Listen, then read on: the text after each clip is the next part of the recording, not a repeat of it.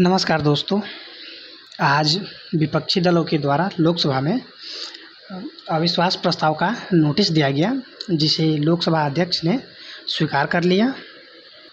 अब विपक्षी दल जो मोदी सरकार के खिलाफ अविश्वास प्रस्ताव का नोटिस दिया है, हम समझते हैं कि पहले अविश्वास प्रस्ताव होता क्या है और अविश्वास प्रस्ताव कब लाया जाता है। देखिए, अविश्वास का मतलब होता है विश्वास का खत्म होना, यानी विश्वास का ना होना। अविश्वास प्रस्ताव यानी नो कॉन्फिडेंस कब लाया जाता है? जब विपक्षी दल को लगे कि सरकार से पर्याप्त विश्वास खत्म हो गया है या फिर सरकार के पास बहुमत नहीं है। इस कंडीशन में विपक्षी दल अविश्वास प्रस्ताव पारित करता है, और अगर अविश्वास प्रस्ताव पारित हो जाता है तो हमारे प्रधानमंत्री और उनके मंत्रिमंडल को इस्तीफा देना होता है। हम समझते हैं कि अविश्वास प्रस्ताव पारित कैसे होता है। अविश्वास प्रस्ताव किस तरह लाया जाता है, तो इसे सबसे पहले विपक्षी दल को लोकसभा अध्यक्ष या स्पीकर, लोकसभा अध्यक्ष को इसकी लिखित सूचना देनी होती है। इसके बाद स्पीकर उस दल के किसी सांसद से इसे पेश करने के लिए कहते हैं। इसे स्वीकार कब किया जाता है? जैसे कि हमारे जो लोकसभा अध्यक्ष हैं, स्पीकर हैं, उन्होंने स्वीकार कर लिया है। देखिए, जब सदन में कम से कम 50 सदस्यों का समर्थन हासिल हो, यानी 50 सदस्य अपने साइन करके प्रस्ताव देते हैं, तो हमारे जो लोकसभा अध्यक्ष हैं वो इसे स्वीकार करते हैं। और इसके प्रस्ताव पेश करने के बाद 10 दिन के अंदर इस पर चर्चा ज़रूरी हो जाता है। यानी जब 50 सदस्यों का समर्थन हासिल हो जाता है और इसे प्रस्ताव को पेश कर दिया जाता है, उसके बाद उसके 10 दिन के अंदर इस पर चर्चा होता है। एक्चुअली जो हमारे प्रधानमंत्री हैं और हमारा जो मंत्रिपरिषद है, वह लोकसभा के प्रति उत्तरदायी होता है और लोकसभा में उसका विश्वास और बहुमत प्राप्त होना जरूरी होता है। यह हमारा आर्टिकल अनुच्छेद 75(3) के तहत ऐसा है, और उसे लोकसभा के प्रति जवाबदेही तय करना होता है। अविश्वास प्रस्ताव पारित कैसे होता है? तो देखिए, सदन में मौजूद यानी लोकसभा में हमारे जो प्रधानमंत्री हैं और मंत्रिपरिषद है, वह लोकसभा के प्रति ही उत्तरदायी होते हैं। तो सदन में मौजूद, अगर मान लीजिए सदन में टोटल अगर 500 या 500 पूरे के पूरे हमारे सांसद मौजूद हो, यानी 543, लोकसभा में जो सीट्स हैं हमारे, वो 543 हैं। तो अगर मान लीजिए ये 543 उपस्थित हैं, तो इसका 50% से एक ज़्यादा उपस्थित प्रस्ताव के पक्ष में वोट करना होता है।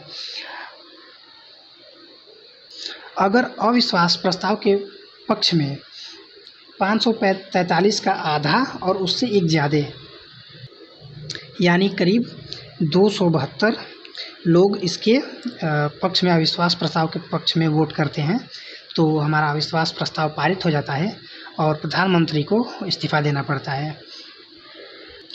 और अगर अविश्वास प्रस्ताव पारित नहीं हो पाता है तो हमारे प्रधानमंत्री जो के त्यों बने रहते हैं। फिलहाल जो अविश्वास प्रस्ताव लाया गया है, उसमें देखिए मोदी गवर्नमेंट यानी एनडीए जो है, एनडीए, उसके पास टोटल सीट्स हैं, सांसद है वो 332 हैं, 332 543 में से। और जो विपक्षी दल हैं उनके पास टोटल 143 हैं, 143। अगर लोकसभा में करीब 500 भी अगर सांसद उपस्थित हो, तो कम से कम 251 सांसदों का समर्थन विपक्षी को चाहिए, जो कि इससे बहुत कम है उनके पास। करीब इसके अलावा 26 जो अन्य दल वो किसके पक्ष में जाएंगे, इसका अभी कोई निश्चित नहीं है। हालांकि उम्मीद तो ऐसा बिल्कुल नहीं है कि अविश्वास प्रस्ताव पारित हो जाए। देखिए, हमारे प्रधानमंत्री और उनके मंत्रिपरिषद को हटाने के 3 तरीके से हटाया जा सकता है। फर्स्ट, राष्ट्रपति के द्वारा, आर्टिकल 75 में ये मतलब जो हमारे प्रधानमंत्री हैं वो पर्सनली राष्ट्रपति के प्रति उत्तरदायी होते हैं, और जो हमारा मंत्रिपरिषद है वह सामूहिक रूप से लोकसभा के प्रति उत्तरदायी होता है। तो हमारे राष्ट्रपति हैं अपने मर्जी से, मतलब ऐसा नहीं कि मतलब अपने मन मुताबिक। हमारे जो प्रधानमंत्री हैं वो जिस दल से हैं वो अगर चाहें तो तब राष्ट्रपति उन्हें हटा सकते हैं। जो दूसरा होता है लोकसभा के द्वारा, जैसा कि जो नो कॉन्फिडेंस मोशन लाया गया है लोकसभा में, अगर प्रधानमंत्री लोकसभा का विश्वास और बहुमत प्राप्त नहीं कर पाते हैं तो लोकसभा के द्वारा प्रधानमंत्री को हटाया जा सकता है, नो मोशन बिल लाके, नो कॉन्फिडेंस मोशन ला करके। अब जो तीसरा है वो हाई कोर्ट या सुप्रीम कोर्ट के द्वारा। आप कहेंगे ऐसे कैसे, तो इसका एग्जांपल आपको देता हूँ। 1975 में इंदिरा और